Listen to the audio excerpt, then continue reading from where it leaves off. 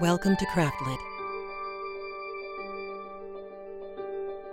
the podcast for crafters who love books. My name is Heather Ordover, and I'm podcasting from where the Delaware River meets the Old York Road, New Hope, Pennsylvania.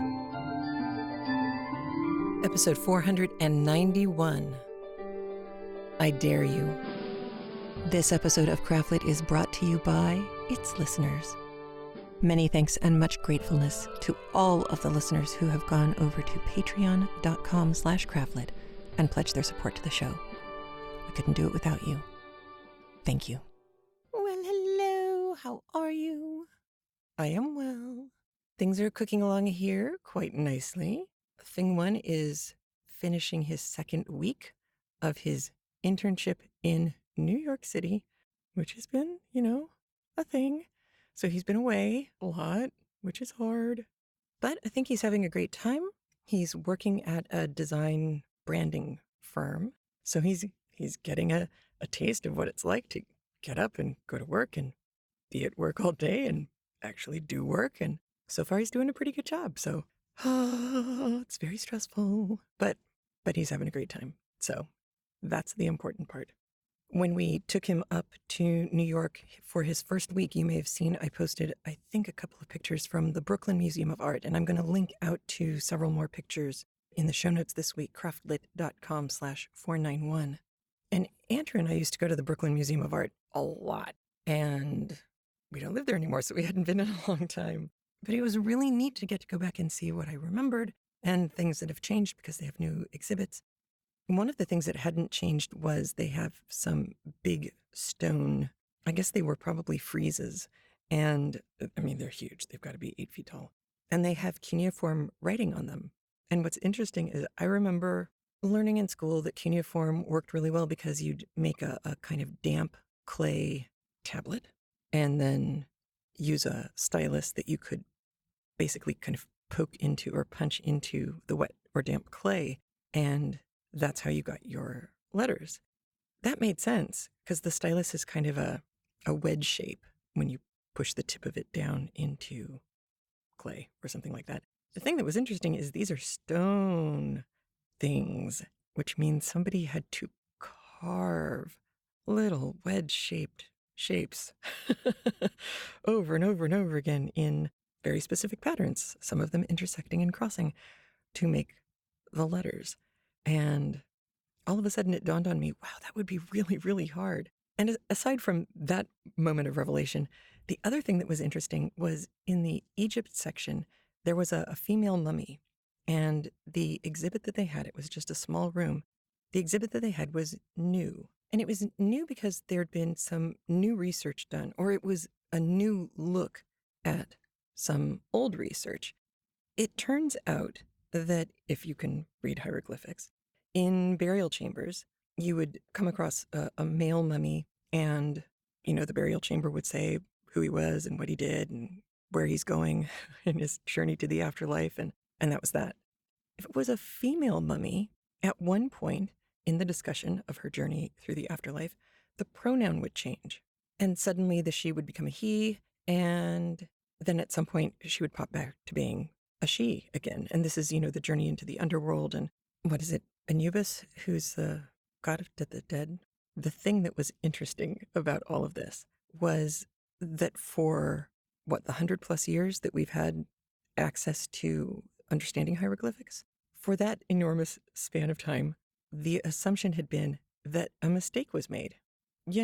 Just carving the wrong pronoun into the wall of the tomb over and over again in every female mummy tomb. So apparently what happened is some women became archaeologists and were allowed into kind of taking a critical look at the scholarship that had been done.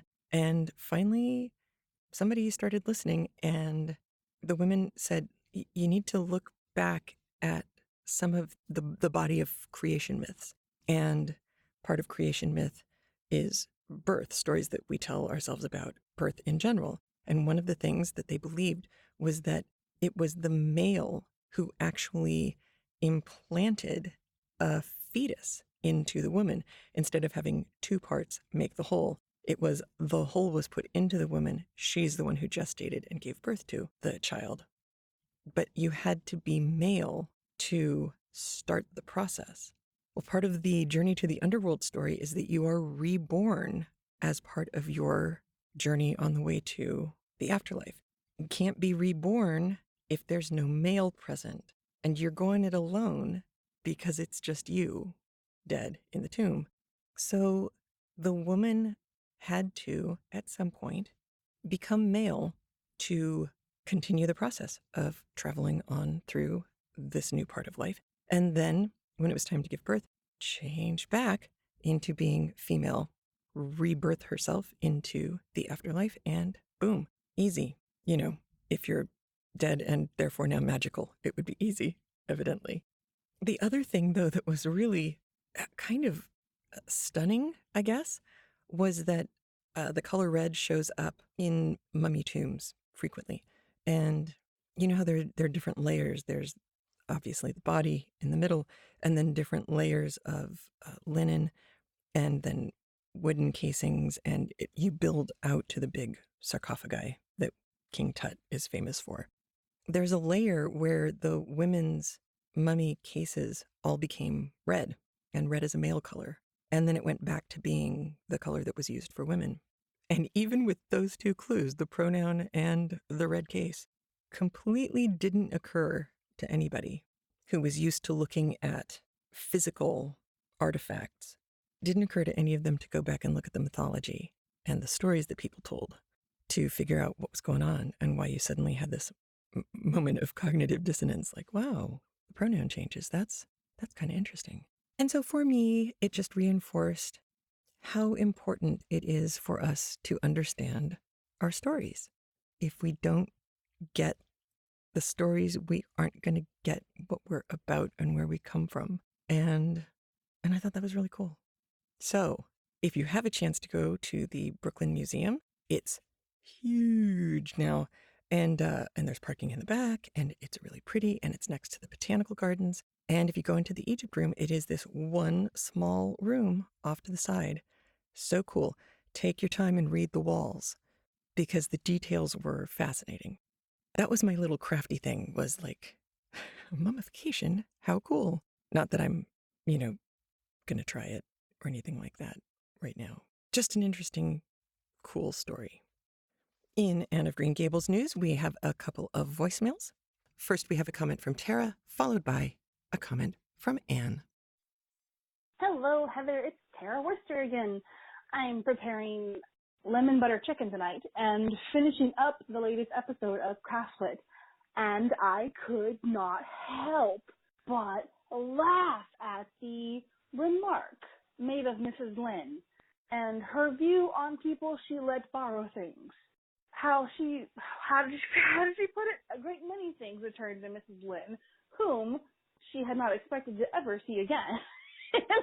she lent all these things out, expecting them never to come back to her. Like, seriously? Yes, sure, you can borrow my very large quilt frame. I'll get it back from you eventually. With that deadpan resting face. Eventually. Sure, you can borrow insert item here. Bring it back whenever you're finished with it. Internal monologue, well, I'll never see that pan again. It made me laugh so hard. Yes, borrow my things. I'll never get them back from you, but I can guilt you with it until you do. Mwahaha. I am thoroughly enjoying Anne of Green Gables. I cannot believe she's been missing from my life for so long. Thank you so very much for introducing She and I. Hope you're having a great night, Heather. I'll talk to you later. Bye. Hello, Heather. This is Ann Blanton, A.T. Blanton on Facebook, and Two-Step on Ravelry, and etc. Long time no talk. I was listening to the comments for the this most recent episode at the beginning, and I have, I think, 3 things to say. I'm probably going to wander around before I get to them, but anyway. The first one was bluing. When my hair started turning gray, when my hair was 3/4 gray, my hairdresser asked me if I wanted to use the purple shampoo. And I said, what's the purple shampoo? And she says, well, it's a shampoo for gray hair and also hair that's been colored extremely light-colored blonde. And what it is the bluing is actually the blue and the yellow, being complementary colors, will cancel each other out. And that makes my hair's more silver than gray, I guess. Anyway, it makes the whites more pure because all white has yellow in it in terms of like paints and, well, and hair. You know, I had very dark hair when I was a kid, but as it turned gray, it turned silver. So anyway, that's why they use the blue, is because the light vibrations of the blue and the yellow cancel each other out and make the white more pure. And she said blue hair ladies don't really have blue hair. What happens is they use too much purple shampoo or bluing. You can do it with just bluing, and it gets in their scalp, and then you can sort of see it through your hair. So anyway, bluing. Let's check one off my list. The second one was sewing someone into clothes. Now, I don't know anything about the historical part of this, but I did find it interesting that I was watching one of my guilty pleasures, which is Criminal Minds, and the perpetrator was sewing women into costumes from the Merry Wives of Windsor, and that was part of his thing, was that he'd sew them in so that the costume that was made for his tiny svelte mother would fit these women who weren't quite the same size. And he would sew them in from the back, and that was part of the torture thing. So, sewing in clothes. And the last one, Epicac. You know, I'm glad your other listener called in, because I have been fretting about Epicac ever since I heard that episode. When I first got married, my new mother-in-law told me, you know, that my husband had always had some GI issues. And when they got really bad, that I could give him Epicac. The only time I'd ever heard of Epicac was in an old John Wayne movie where they gave the drunken sheriff Epicac to rid him of the alcohol in his system. And she said, now, if you can't get it, just go to, if you won't be able to find it on the shelves, just go to your pharmacist and ask for it, and he'll take your name down so you don't ever get too much. And then she said, and if you can't find it, if your pharmacist won't get it to you, let me know, and I'll bring you some the next time I'm down. Well, so I've been fretting about giving Epicac to babies that cough, and I feel much, much better now knowing that Anne wasn't poisoning the babies. So anyway, as one of your listeners said, we love to learn at Craftlit, and I have been learning. So thank you very much. Okay, sewing the women into the dresses is now gross. Somebody else must have seen some episode of something where somebody got a stomacher sewn onto their dress and just ran with it. Kind of creepy, but interesting about bluing and also Ipecac. I'm so glad we could set your poor heart at rest on that whole topic. I did get another bluing comment, this one by email from Angel. And Angel wrote, I wanted to reach out to you regarding the subject of bluing. I first heard of this when I was very young and read the book Ramona and Her Father by Beverly Cleary. Yay, Ramona! Ramona and her friend Howie built a boat and they want to sail it in the laundry tub. But in order to make it more realistic, Ramona decides to add bluing to the water and they both end up dyeing themselves blue. It was such a funny scene, I just thought I would share. And oh my gosh, that is the thing I haven't mentioned. You can still buy bluing. It's in a, strangely enough, bright blue bottle usually. I think it's Grandma's bluing. It's got like a line drawing of an older, sweet-faced woman. And that stuff is like hardcore blue. It's the liquid when it comes out is so dark blue. It doesn't match the bottle at all. But when you put drops of it, and I mean drop, maybe 2 of the drops part, when you put it into water, it obviously dissolves and disperses and the color gets a little bit lighter, but it's still a hardcore blue dye, really. So if you just put bluing into the wash tub, not only would you probably dye yourself blue, but there's a good chance that that tub's not going to not be blue for a while. I must have stopped reading the Ramona books before Ramona and Her Father, but thank you, Angel, for sharing that. And our final comment also comes from Tara. And Tara, I have an answer for you at the end. Hello, Heather. It's Tara Worcester again. I have been lax in my commenting as of late with the onslaught of summer vacation. My tiny humans are in my house. They have thoroughly invaded. Everything smells like feet. Anywho, I was cooking chicken curry and listening to one of the recent episodes where Anne's friend turns her hair up halfway in a pompadour, and it sparked a comment for me in regards to Little Women. In the beginning of Little Women, one of the sisters makes a comment about Joe's boyish behavior. But you turn your hair up and look so much older now. And Joe snatches off her net, and her hair comes flying down, and she proclaims, well, then I will wear it in two tails till I'm 20, because Joe did not want to be ladylike. And that was one of those symbols of maturity, is learning how to properly tend to and turn up your hair in a net so that, or a snood, it's called a snood, so that you actually looked like you were put together and well-bred and knowledgeable on the finities of being a lady. As I say it, as I do a tiny curtsy in my blue jeans and baggy shirt. That was a comment that sparked it for me was, two tails till I'm 20, ha ha ha ha ha. But I thought that was an interesting correlation because I do believe that these were published around about the same time. If I'm mistaken, I'm sorry. But it was one of those, ha ha ha, yay, classic book correlations. You've got to love them, and you've got to love Craftlet. I hope you're having a great day. I'll talk to you soon.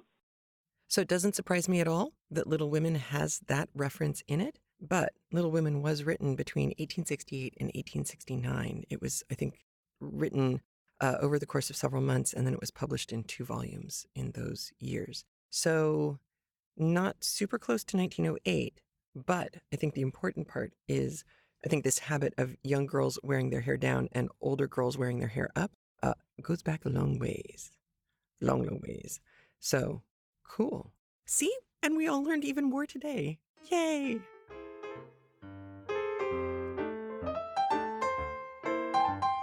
All right, chapters 23 and 24. That's where we're going today. And there's not a lot of huge, big stuff. We've had a couple of weeks, which surprised me with the amount of information that I thought might be helpful.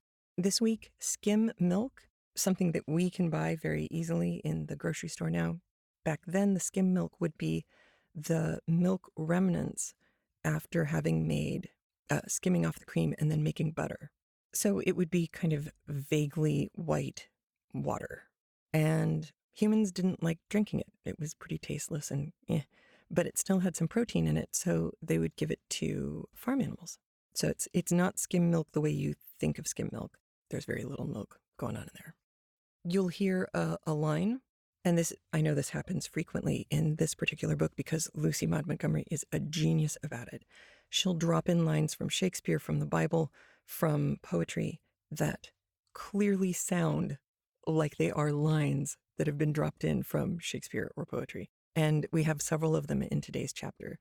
The first is having the fear of mother before her eyes. And what this refers back to is the older traditional text that was read out at a criminal procedure. So the accused, they would say of the accused, that he did willfully and not having the fear of God before his eyes do, whatever bad thing he did. So in this case, you'll hear having the fear of mother before her eyes. I thought that was very funny. So keep your ears open for that. A ridge pole on a rooftop is the point of a peaked roof that would go along the entire length of the roof. So it's if you think of shingles and things like that, where shingles would meet at the top, that would be a great place for water to get in. So instead of allowing water to get in between those shingles where they meet at the top of the peaked roof, there's a ridge pole, which would be like let's go back to the gingerbread house analogy that we used for flying buttresses. If you made a gingerbread house with a peaked roof, you could do a couple of different things. You could lay down a layer of frosting, along the seam where the two sides of the roof come together, and hope that that would be strong enough to keep out the gumdrop rain, I guess. And you could also put down that layer of frosting and maybe put peppermint stick on top of it. So the water would run off the peppermint stick and then down onto the shingles. Even better would be if you took a non-candy tool, like an index card, and you folded it in half so that it would stand up on its own little triangular shape. And you'd put that on top of that part of the roof so that water couldn't even get close to where the shingles came into contact with each other. You could still use frosting, but it would be pretty gross on an index card. Anyway, the ridgepole would be that piece that hides the intersection of where the shingles come together at the top of a peaked roof. There are several texts that are referred to in today's chapters, and Kim and I are working on getting the text ready for you. One of them is a piece by Oliver Wendell Holmes, who I liked so much during our Christmas texts this last year, called The Morning Visit. Another one is Mary Queen of Scots, that was written by Henry Glassford Bell. And then there's a scene called The Society for the Prevention of Gossip. And if I can get enough people together, I won't be able to do it for this week, but if I can get enough people together, I will try and record this with you and get it out for you as a one-off, because it's kind of funny and kind of crazy hard to find. So yeah, I thought that would be fun. So fingers crossed that I can get 8 voices that will work to do this text for you. Listen, keep your ears open for the descriptions of the newfangled classes that this new young female teacher is presenting to the children. It will sound a little bit more modern, actually, I think. You will hear a reference to a line from As You Like It, and the original line comes from Act 2, Scene 7, and the full line is, "And when the whining schoolboy with his satchel and shining morning face creeping like a snail, unwillingly to school." That's it. So you will hear something and go, "Oh, that's what it's from." Now you know. I mentioned before that there was a reference to a poem about Mary Queen of Scots. That's one of the texts that Kim is working on for you. It is quite a text. So bravo to Kim for even considering taking it on. But it felt a lot more modern at the end than I had expected it to. And I always find that interesting in anything from the 1800s or the early turn of the last century, when texts come across as feeling very current. I think it's really interesting to see how little we've changed. You'll hear a reference to going after crow's nests, and I cannot tell you how many times I reread this, trying to figure out what this had to do with a pirate ship and a crow's nest. And the answer is nothing. It has nothing to do with that kind of crow's nest. It is literally climbing a tree to get a nest that was built by crows and then bring it down to the ground. So that's the crow's nest. The Canadian Confederation that happened in 1867 started the trend for finding a Canadian flag. And you're going to hear references to flags in today's chapter, or second chapter today. And I think that the Canadian flag didn't change again until, I think it was 1892 to 1922 or 27 was the last iteration before the current one. So, it was a big topic of discussion. You have your big provinces, and then you have Britain, and trying to figure out how to display on a flag your unified presence in North America, plus your connection to Britain. That was going to be a complicated flag. So it was a process. Tableau vivant means living picture. We've talked about this before. We've come across this in a couple of other stories where people would get together and take, for example, an allegorical scene, like the 7 deadly sins or something. And so 7 people would portray one of the sins, which would be kind of hilarious. And then they are revealed. A curtain is drawn aside, or lights are turned on, or something. But they all are frozen in position. Kind of like a scene from The Matrix. Everything else is moving around them, but not them. So that's a tableau vivant. And that comes up in today's second chapter as well. And finally, along with the tableau vivant, you will hear a reference to an organ being played. This is not the kind of organ that you would expect to see, in a church or something like that today. It was probably something called a harmonium, which was a metallically reeded instrument. So instead of a reed, that was plant-based or bamboo is a plant-based like bamboo, you would have an instrument where the reeds were made of metal. And in order to get air to flow through the reeds, you had a bellows, and to get the bellows to work, you would have to be pumping your feet like a crazy person on pedals. I get the sense that it would be quite a workout to play a harmonium, so kudos to anyone who pulled that off. All right, let's listen to chapter 23 and 24 of Anne of Green Gables by Lucy Maud Montgomery, read for us by Kim Zucker.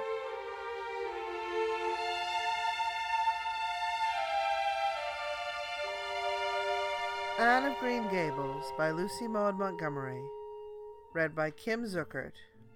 Chapter 23, Anne Comes to Grief in an Affair of Honor. Anne had to live through more than 2 weeks, as it happened, almost a month having elapsed since the liniment cake episode. It was high time for her to get into fresh trouble of some sort. Little mistakes, such as absent-mindedly emptying a pan of skim milk into a basket of yarn balls in the pantry instead of into the pig's bucket, and walking clean over the edge of the log bridge into the brook while wrapped in imaginative reverie, not really being worth counting. A week after the tea at the manse, Diana Barry gave a party. "Small and select," Anne assured Marilla. "Just the girls in our class." They had a very good time, and nothing untoward happened until after tea, when they found themselves in the Barry garden, a little tired of all their games and ripe for any enticing form of mischief which might present itself. This presently took the form of daring. Daring was the fashionable amusement among the Avonlea small fry just then. It had begun among the boys, but soon spread to the girls, and all the silly things that were done in Avonlea that summer, because the doers thereof were dared to do them, would fill a book by themselves. First of all, Carrie Sloane dared Ruby Gillis to climb to a certain point in the huge old willow tree before the front door, which Ruby Gillis, albeit in mortal dread of the fat green caterpillars with which said tree was infested, and with the fear of her mother before her eyes if she should tear her new muslin dress, nimbly did, to the discomfiture of the aforesaid Carrie Sloane. Then Josie Pye dared Jane Andrews to hop on her left leg around the garden without stopping once or putting her right foot to the ground, which Jane Andrews gamely tried to do, but gave out at the third corner and had to confess herself defeated. Josie's triumph being rather more pronounced than good taste permitted, Anne Shirley dared her to walk along the top of the board fence which bounded the garden to the east. Now, to walk board fences requires more skill and steadiness of head and heel than one might suppose who has never tried it. But Josie Pye, if deficient in some qualities that make for popularity, had at least a natural and inborn gift, duly cultivated, for walking board fences. Josie walked the Barry fence with an airy unconcern which seemed to imply that a little thing like that wasn't worth a dare. Reluctant admiration greeted her exploit, for most of the other girls could appreciate it, having suffered many things themselves in their efforts to walk fences. Jody descended from her perch, flushed with victory, and darted a defiant glance at Anne. Anne tossed her red braids. "I don't think it's such a very wonderful thing to walk a little, low, board fence," she said. "I knew a girl in Marysville who could walk the ridgepole of a roof." "I don't believe it," said Josie flatly. "I don't believe anybody could walk a ridgepole. You couldn't, anyhow." "Couldn't I?" cried Anne, rashly. "Then I dare you to do it," said Josie defiantly. "I dare you to climb up there and walk the ridgepole of Mr. Barry's kitchen roof." Anne turned pale, but there was clearly only one thing to be done. She walked toward the house, where a ladder was leaning against the kitchen roof. All the fifth-class girls said, "Oh!" partly in excitement, partly in dismay. "Don't you do it, Anne," entreated Diana. "You'll fall off and be killed. Never mind Josie Pye. It isn't fair to dare anybody to do anything so dangerous." "I must do it. My honor is at stake," said Anne solemnly. "I shall walk that ridgepole, Diana, or perish in the attempt. If I am killed, you are to have my pearl bead ring." Anne climbed the ladder amid breathless silence, gained the ridgepole, balanced herself uprightly on that precarious footing, and started to walk along it, dizzily conscious that she was uncomfortably high up in the world, and that walking ridgepoles was not a thing in which your imagination helped you out much. Nevertheless, she managed to take several steps before the catastrophe came. Then she swayed, lost her balance, stumbled, staggered, and fell, sliding down over the sun-baked roof and crashing off it through the tangle of Virginia creeper beneath, all before the dismayed circle below could give a simultaneous, terrified shriek.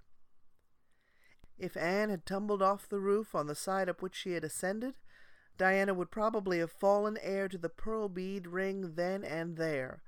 Fortunately, she fell on the other side, where the roof extended down over the porch so nearly to the ground that a fall therefrom was a much less serious thing. Nevertheless, when Diana and the other girls had rushed frantically around the house, except Ruby Gillis, who remained as if rooted to the ground and went into hysterics, they found Anne lying all white and limp among the wreck and ruin of the Virginia creeper. "Anne, are you killed?" shrieked Diana, throwing herself on her knees beside her friend. "Oh, Anne, dear Anne, speak just one word to me and tell me if you're killed."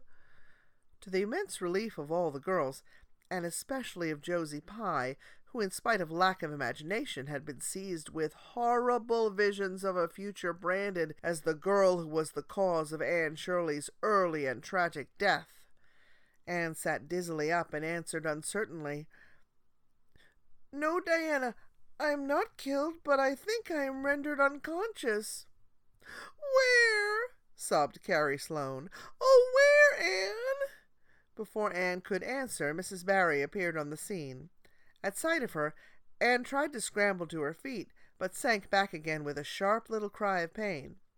"What's the matter? Where have you hurt yourself?" demanded Mrs. Barry. "My ankle," gasped Anne. "Oh, Diana, please find your father and ask him to take me home. I know I can never walk there, and I'm sure I couldn't hop so far on one foot when Jane couldn't even hop around the garden." Marilla was out in the orchard picking a panful of summer apples when she saw Mr. Barry coming over the log bridge and up the slope, with Mrs. Barry beside him and a whole procession of little girls trailing after him. In his arms he carried Anne, whose head lay limply against his shoulder.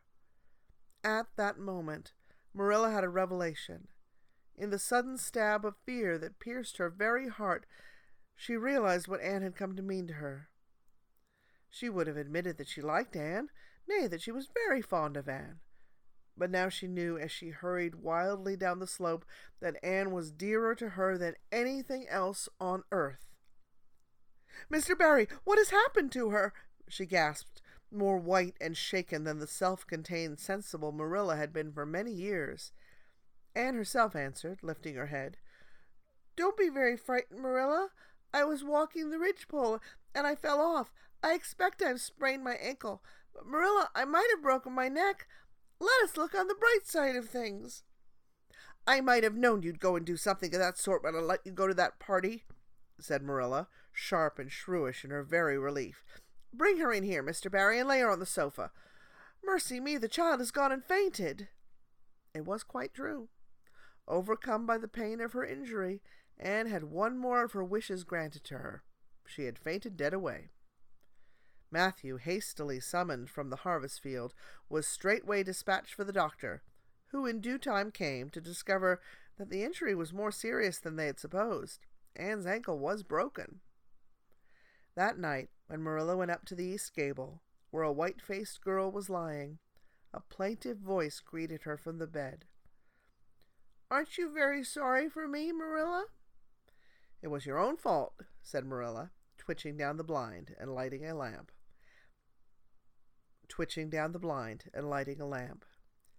And that's just why you should be sorry for me, said Anne, because the thought that it is all my own fault is what makes it so hard. If I could blame it on anybody, I would feel so much better. But what would you have done, Marilla, if you had been dared to walk a ridgepole? I'd have stayed on good firm ground and let them dare away. Such absurdity, said Marilla. Anne sighed. But you have such strength of mind, Marilla. I haven't. I just felt that I couldn't bear Josie Pye's scorn. She would have crowed over me all my life. And I think I've been punished so much that you needn't be very cross with me, Marilla. It's not a bit nice to faint after all. And the doctor hurt me dreadfully when he was setting my ankle. I won't be able to go around for 6 or 7 weeks, and I'll miss the new lady teacher. She won't be new anymore by the time I'm able to go to school, and everybody will get ahead of me in class. Oh, I am an afflicted mortal. But I'll try to bear it all bravely if only you won't be cross with me, Marilla. There, I'm not cross, said Marilla. You're an unlucky child, there's no doubt about that, but as you say, you'll have the suffering of it. Here now, try and eat some supper. Isn't it fortunate I've got such an imagination? Said Anne. It will help me through splendidly, I expect. What do people who haven't any imagination do when they break their bones, do you suppose, Marilla? Anne had good reason to bless her imagination many a time and oft during the tedious 7 weeks that followed. But she was not solely dependent on it. She had many visitors, and not a day passed without one or more of the schoolgirls dropping in to bring her flowers and books and tell her all the happenings in the juvenile world of Avonlea. Everybody has been so good and kind, Marilla, sighed Anne happily, on the day when she could first limp across the floor. It isn't very pleasant to be laid up, but there's a bright side to it, Marilla. You find out how many friends you have. Why, even Superintendent Bell came to see me, and he is really a very fine man. Not a kindred spirit, of course, but still I like him, and I'm awfully sorry I ever criticized his prayers. I believe now he really does mean them, only he's got in the habit of saying them as if he didn't. He could get over that if he'd take a little trouble. I gave him a good broad hint. I told him how hard I tried to make my own little private prayers interesting. He told me all about the time he broke his ankle when he was a boy. It does seem so strange to think of Superintendent Bell ever being a boy. Even my imagination has its limits, for I can't imagine that.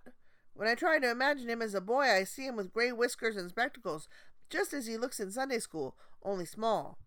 Now, it's so easy to imagine Mrs. Allen as a little girl. Mrs. Allen has been to see me 14 times. Isn't that something to be proud of, Marilla? When a minister's wife has so many claims on her time? She's such a cheerful person to have visit you, too. She never tells you it's your own fault, and she hopes you'll be a better girl on account of it. Mrs. Lynde always told me that when she came to see me, and she said it in a kind of way that made me feel she might hope I'd be a better girl, but she didn't really believe I would. Even Josie Pye came to see me. I received her as politely as I could because I think she was sorry she dared me to walk a ridgepole. If I'd been killed, she would have had to carry a dark burden of remorse all her life. Diana has been a faithful friend. She's been over every day to cheer my lonely pillow. But oh, I shall be so glad when I can go to school, for I've heard such exciting things about the new teacher. The girls all think she's perfectly sweet. Diana says she has the loveliest fair curly hair and such fascinating eyes. She dresses beautifully, and her sleeve puffs are bigger than anyone else's in Avonlea.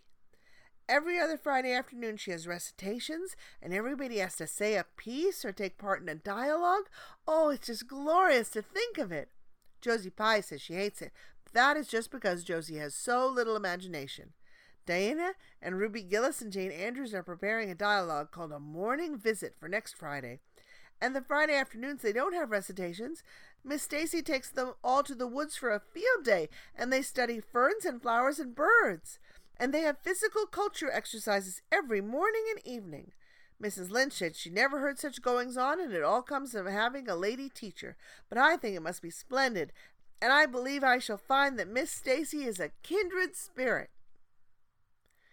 There's one thing plain to be seen, Anne, said Marilla, and that is that your fall off the Barrys' roof hasn't injured your tongue at all. End of Chapter 23. Chapter 24. Miss Stacy and her pupils get up a concert. It was October again when Anne was ready to go back to school.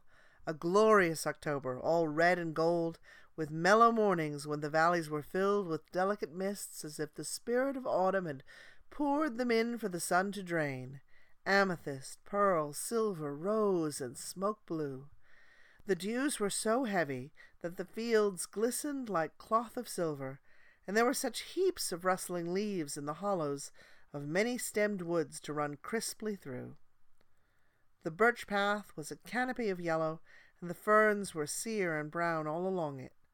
There was a tang in the very air that inspired the hearts of small maidens, tripping, unlike snails, swiftly and willingly to school. And it was jolly to be back again at the little brown desk beside Diana, with Ruby Gillis nodding across the aisle, and Carrie Sloane sending up notes, and Julia Bell passing a chew of gum down from the back seat. Anne drew a long breath of happiness as she sharpened her pencil and arranged her picture cards in her desk. Life was certainly very interesting. In the new teacher, she found another true and helpful friend. Miss Stacy was a bright, sympathetic young woman with the happy gift of winning and holding the affection of her pupils and bringing out the best that was in them mentally and morally. Anne expanded like a flower under this wholesome influence, and carried home to the admiring Matthew and the critical Marilla glowing accounts of schoolwork and aims. "I love Miss Stacy with my whole heart, Marilla. She's so ladylike, and she has such a sweet voice. When she pronounces my name, I feel instinctively that she's spelling it with an E. We had recitations this afternoon. I just wish you could have been there to hear me recite Mary, Queen of Scots. I put my whole soul into it. Ruby Gillis told me coming home that the way I said the line, 'Now for my father's arms,' she said, 'my woman's heart, farewell,' just made her blood run cold." "Well, now, you might recite it for me some of these days out in the barn," suggested Matthew. "Of course I will," said Anne meditatively. "But I won't be able to do it so well, I know. It won't be so exciting as it is when you have a whole schoolful before you, hanging breathlessly on your words. I know I won't be able to make your blood run cold." Mrs. Lynde said it made her blood run cold to see the boys climbing to the very tops of those big trees on Bell's Hill after Crow's Nest last Friday, said Marilla. "I wonder at Miss Stacy for encouraging it." "But we wanted a Crow's Nest for nature study," explained Anne. "That was on our field afternoon. Field afternoons are splendid, Marilla, and Miss Stacy explains everything so beautifully. We have to write compositions on our field afternoons, and I write the best ones." "It's very vain of you to say so, then. You better let your teacher say it." "But she did say it, Marilla. And indeed I'm not vain about it. How can I be when I'm such a dunce at geometry? Although I'm really beginning to see through it a little, too. Miss Stacy makes it so clear. Still, I'll never be good at it, and I assure you it is a humbling reflection. But I love writing compositions. Mostly Miss Stacy lets us choose our own subjects, but next week we are to write a composition on some remarkable person. It's hard to choose among so many remarkable people who have lived. Mustn't it be splendid to be remarkable and have compositions written about you after you're dead? Oh, I would dearly love to be remarkable. I think when I grow up I'll be a trained nurse and go with the Red Crosses to the field of battle as a messenger of mercy. That is, if I don't go out as a foreign missionary. That'd be very romantic, but one would have to be very good to be a missionary, and that would be a stumbling block. We have physical culture exercises every day. They make you graceful and promote digestion." "Promote fiddlesticks," said Marilla, who honestly thought it was all nonsense. But all the field afternoons and recitation Fridays and physical culture contortions paled before a project which Miss Stacy brought forward in November. This was that the scholars of Avonlea School should get up a concert and hold it in the hall on Christmas night for the laudable purpose of helping to pay for a schoolhouse flag. The pupils one and all taking graciously to this plan, the preparations for a program were begun at once. And of all the excited performers-elect, none was so excited as Anne Shirley, who threw herself into the undertaking heart and soul, hampered as she was by Marilla's disapproval. Marilla thought it all rank foolishness. "It's just filling your heads up with nonsense and taking time that ought to be put on your lessons," she grumbled. "I don't approve of children's getting up concerts and racing about to practices. It makes them vain and forward and fond of gadding." "But think of the worthy object," pleaded Anne. A flag will cultivate a spirit of patriotism, Marilla. Fudge. There's precious little patriotism in the thoughts of any of you. All you want is a good time. Well, when you can combine patriotism and fun, isn't it all right? Of course it's real nice to be getting up a concert. We're going to have 6 choruses, and Diana is to sing a solo. I'm in 2 dialogues, the Society for the Suppression of Gossip and the Fairy Queen. The boys are going to have a dialogue, too, and I'm to have 2 recitations, Marilla. I just tremble when I think of it, but it's a nice, thrilly kind of tremble, and we're to have a tableau at the last, Faith, Hope, and Charity. Diana and Ruby and I are to be in it, all draped in white with flowing hair. I'm to be Hope, with my hands clasped so, and my eyes uplifted. I'm going to practice my recitations in the garret. Don't be alarmed if you hear me groaning. I have to groan heart-rendingly in one of them, and it's really hard to get up a good artistic groan, Marilla. Josie Pye is sulky because she didn't get the part she wanted in the dialogue. She wanted to be the Fairy Queen. That would have been ridiculous, for who ever heard of a Fairy Queen as fat as Josie? Fairy Queens must be slender. Jane Andrews is to be the queen, and I'm to be one of her maids of honor. Josie says she thinks a red-headed fairy is just as ridiculous as a fat one, but I do not let myself mind what Josie says. I am to have a wreath of white roses on my hair, and Ruby Gillis is going to lend me her slippers because I haven't any of my own. It's necessary for fairies to have slippers, you know. You couldn't imagine a fairy wearing boots, could you? Especially with copper toes. We're going to decorate the hall with creeping spruce and fir mottos with pink tissue paper roses in them. And we're all to march in 2 by 2 after the audience is seated, while Emma White plays a march on the organ. Oh, Marilla, I know you're not so enthusiastic about it as I am, but don't you hope your little Anne will distinguish herself? All I hope is that you'll behave yourself. I'll be heartily glad when this fuss is over and you'll be able to settle down. You are simply good for nothing now with your head stuffed full of dialogues and groans and tableaus. As for your tongue, it's a marvel it's not clean worn out. Anne sighed and betook herself to the backyard, over which a young new moon was shining through the leafless poplar boughs from an apple-green western sky, and where Matthew was splitting wood.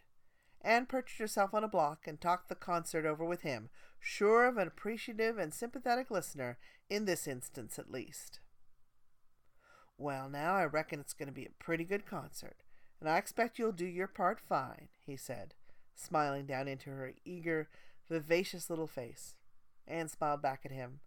Those 2 were the best of friends, and Matthew thanked his stars many a time and oft that he had nothing to do with bringing her up. That was Marilla's exclusive duty. If it had been his, he would have been worried over frequent conflicts between inclination and said duty. As it was, he was free to spoil Anne, Marilla's phrasing, as much as he liked. But it was not such a bad arrangement after all. A little appreciation sometimes does quite as much good as all the conscientious bringing up in the world. End of chapter 24. Okay, first off, Josie Pye is on my list. I just don't like her anymore. I was trying to be nice, but now, no. Although Anne, didn't help herself any. But Marilla's response to seeing Anne being carried towards the house in Mr. Barry's arms, that was awesome and huge. And it was so classic that by the time Anne is starting to get better, Marilla's just given her flack for having been lame enough to take a dare. Oh, the taking a dare thing, by the way.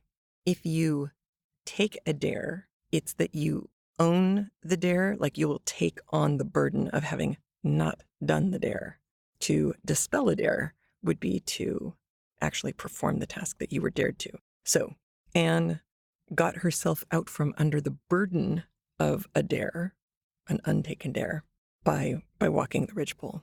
But I loved when Anne was recuperating and Marilla was saying, "Why were you so lame?" And Anne's whole, "Don't you feel sorry for me?" And Marilla's saying, "It was your own fault." Yes, and that's why you should feel sorry for me. If I could blame someone else, it would be so much better, but I can't, and it was all me. And doesn't that just break your heart? I thought, wow, okay, even I wouldn't have gone there when I was a kid. That's pretty impressive. I like that a lot. By the way, there are several sections in today's chapters where Anne speaks a brick of text. The end of chapter 23, it's got to be 2+ pages worth of Anne monologuing. There's no indents, there are no breaks in it at all. She is just rolling along. It starts with, "Everybody has been so good and kind, Marilla," sighed Anne happily on the day when she could first limp across the floor. From that point until the end of the chapter, she's just like talking. Happy, recovering, and chatty. All right, you have a good one. I will talk to you soon. Have a great week. Take care of yourself and each other. Have a great one. Bye. A big thanks to all the Craftlit listeners who support the show by being a premium audio member via craftlit.com/premium or via patreon.com/craftlit. Your support for the show is what's kept us going since 2006. If you feel like getting free audio pretty much every week, please consider supporting the show by heading over to patreon.com/craftlit and pledging what you feel the show is worth to you. If you can't support the show that way, consider leaving a review at iTunes or at our facebook.com/craftlit page, or follow @craftlit on Twitter and share the show with your followers too. And remember, if your hands are too busy to pick up a book, at least you can turn one on.